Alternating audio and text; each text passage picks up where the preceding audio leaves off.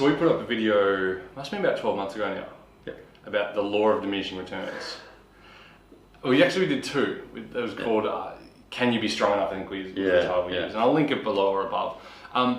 We copped a bit of flack for it, saying that we should be training differently in order to continue pushing the weights up on our exercises, particularly squats.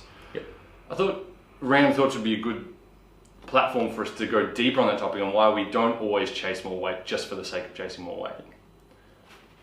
So before we dive into that, I think one of my favourite quotes about arguments in general, and particularly arguments on the internet, is from diminishing, who's a genius thinker, and he talks about how most people arguing are like two people trying to play tennis on two different courts. Trying to hit perfect shots on different courts. They're just not actually listening to the other person's point of view. So I think there were a couple of little early rookie errors, because that was early on in the movie making thing, where it sort of was like, some people took it like you were telling them what they should do, as opposed to us just saying, here's how we do it. This is just an interesting theory. But the big thing was that not being clear to people not having that understanding of the fact that lifting isn't the main game. We train athletes whose end goal is not actually in the gym. It's on a court, a field, a running track, in the pool. We actually have 0 athletes who are competitive lifters. 100% of our athletes are sports people who use the gym as a tool and as a way of improving something, about whether it's rehab or performance or jumping or muscle mass, in order to get a better results on the court, field, pool, etc. And so it's a completely different paradigm, because if you're a powerlifter and you can lift an extra 10% or a strongman or a weightlifter, any of those, if you can lift an extra 10%, well, you're now 10% better at your sport. There's a direct... It's linear, It's a one-to-one correlation. Whatever improvement you make, you take with you. And it's really hard for people to get their head around the idea that you can make a 10%, at a certain point of strength, you can take someone and you can increase that strength by 10, 20%. There'll be a diminishing return on the field. It won't actually make them a 20% better soccer player because they can squat 160 rather than 140 kilos. Yeah, the return for a footballer, for example, from squatting 60 kilos to 100 kilos is not equal to the change going from 100 to 140.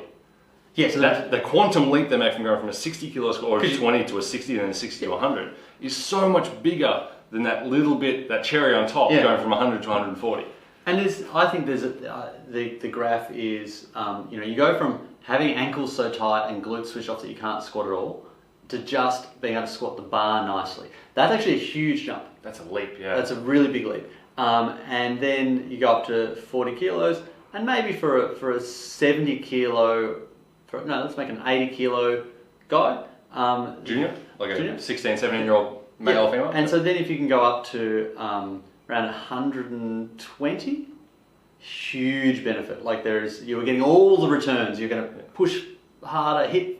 Be harder to move, you're going to tackle harder, you're going to jump higher, you're going to run faster, more durable, better, healthier knees, stronger back, all those things. And still very, very, very low risk of injury, because you're still within the realm of really reasonable weights.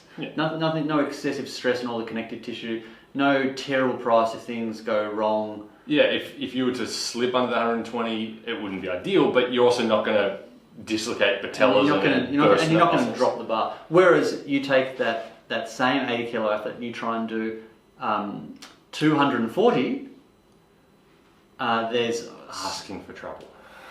There's not the risk reward ratio is now way out of whack. Whereas at 120, maybe 140, maybe even up to 160, double body weight, sort of anything under that, depending on the individual. It's pretty comfortable. We're pretty comfortable with those sort of weights. But as soon as you start pushing up, above double body weight, above that. I think double body weight is where, for most sports, the laws, you're definitely getting less through. Once you go above, 2.5 times body weight, once you go above 2 times body weight, the results are diminishing back. It's harder to do. You've got a high nervous system cost, and if it goes wrong, it's going to go very wrong, potentially. Who's that athlete that had that quote that when the first time they squatted, I think it was 1.7 times body weight, and they're like, no, it was the first time they squatted 100.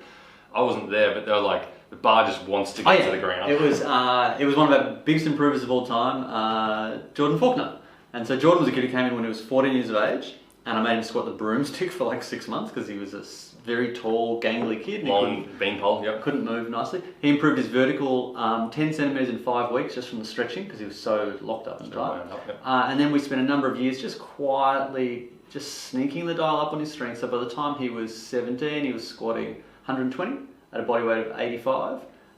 And he was an elbow to the rim dunker. Like he hit his head on the backboard, like going up for a dunk, and finished the dunk. He was very proud of. But yeah, he talked about when he got under 100, he was like the weight just wants to get to the ground, it was like he said it's like you're an empty Coke can and it just wants to crush it. Yeah. But he did, so it was great. I'm glad you brought this story. And he got to 140, and he was just ridiculous. And it was funny because one day he was doing 120, and his dad was there, and Gav, if you're ever watching Gav, hi Gav. Gav did all our signs, excellent signs. Gav was like, well, it's not that hard. And I said, all right, go stand under and I just made him stand under the rack, and I made him lift the bar. Just out of the pins? I made him lift it like half a centimetre.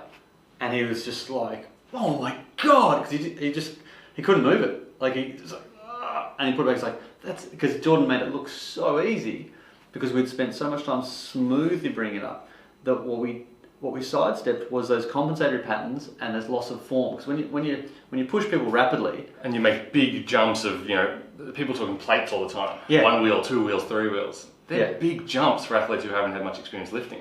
Yeah, if you think about the numbers, like one plate on each side is 60, and then 2 plates is 100. That's a big jump. That's a humongous jump. Whereas if you're speaking, because we have a rule that you are never allowed to speak in plates here. You've got to speak in absolute numbers. Kilos, So you've got to say, I want to go from 60. Because if you said, I'd like to go from 60 to 100, for most people you'd go... That's insane. Yeah, well, if your second set's 100, you probably shouldn't be starting it. Like, it's just silly. So he avoided the loss of form with those big jumps. So he's... Like doing micro increments, 60, 65, 70, 75. Stay at 75 for a couple of weeks, then go 80, then go 85, 90. If you transpose that logic back to other areas of skill acquisition, so for instance, I know this is a bit basketball centric, but we'll talk shooting. The great shooters all got taught by their coach or parents to shoot really close, get the form, go out, half a foot. In the key, side of the key, foul line, mid-range, 3. No one ever learned to shoot well by saying, all right, we're going to shoot from the foul line, and then we're going to shoot from half court, and then next week we're going to shoot from the end. Like 3/4 court, yeah. Yeah, Crazy. Because you lose your technique. Yeah. And so it's the same with strength. You need to focus, you treat it like a skill and treat it as a gradual progression. But there is a point that people often, back to the topic of today, people often think that, well, we've got to 140, let's just keep going. You can actually win the gym. Yeah, you can clock it. For athletes whose sport isn't lifting, there is a point where you have gotten strong enough that putting more weight on the bar starts to tip that risk-reward ratio towards more risk for not enough reward, or no reward sometimes. Yeah, if you're elevating your risk by 20% and you're actually increasing your reward by 0, that's a really stupid investment of your time. Like, that's just foolish. Like, you've got to be thinking of the return you're getting on that risk. Yeah. And so for a lot of people, and it's hard emotionally for people to go, because we will sometimes put a ceiling. So we've got a 13-year-old girl, and we said, you're actually not allowed to squat more than 80 anymore. She was like, 80 is plenty for a 13-year-old 65 kilo girl. That's perfect. You can squat more when you're 15. Yeah. Work on squatting that faster, work on doing single leg stuff, all these other things. Yeah. But you've maxed that. For each lift there is a certain ceiling for every individual. So I don't back squat above 80 kilos because my SIJ and my low back just doesn't like it. Yeah. As soon as I start getting in the body weight and above territory, core lift though, on the other hand, heavy's I like. 150, 160, I can get after that, really push towards double body weight and that sort of numbers. So it depends on the lift and depends on the individual. If you've got longer legs, your squat is typically going to be a lighter weight, but you can often go heavier on things like hip thrusts or single leg work. And so, I think the art of it is, the science of it is you've got all these great movements and they all work and they've got their pros and cons. And the art of it is, okay, this movement is going to suit that athlete. We can just, you watch them doing it. Some people just look at you, oh, you're made to squat. Go get more plates. Yeah. Bring it in, let's go, yeah. And there's other people who are like, yeah, like that's just, your femur is so long, your torso is so short, the basic physics of it mean that your body doesn't balance itself out very well. There's a lot of force going through the spine, not so much through the legs. Yeah. So you'll do a bit of that, but the real profit for athlete A is going to be like core lifting. That's going to be, we're going to get heaps of work done there. And then there'll be some athletes who, for whatever reason, it's just actually inappropriate for them to get a lot of axial load. They want to have previous injuries, and so for them it's like, okay, we're going to get all of our load through single leg work, or a hip thrust, which is not axial load; it's just straight on the hips. Yeah.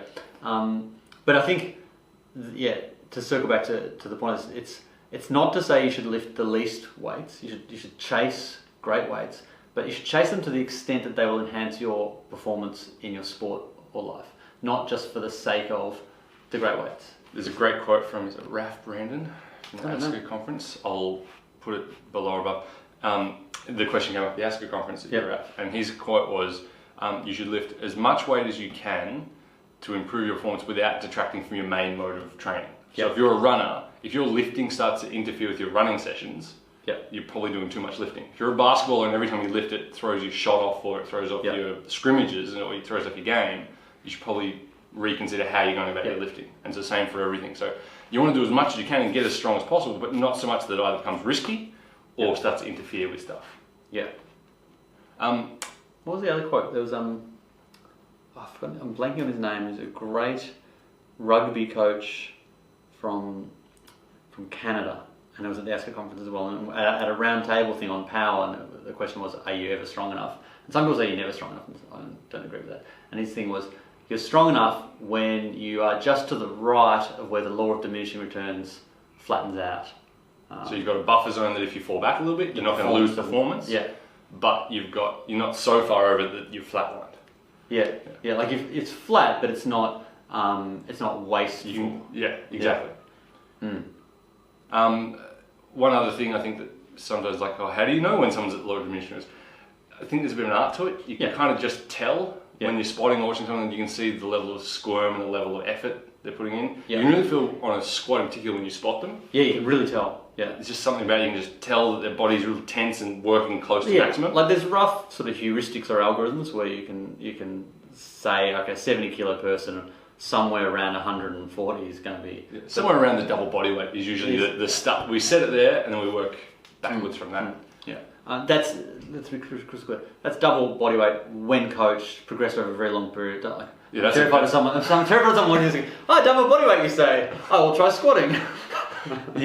Those athletes usually with us from 18 months plus before they get to that sort of territory. Yeah. I think you have freaks like Kai who was like came in well prepared. Hey Kai, we missed you. He was amazing.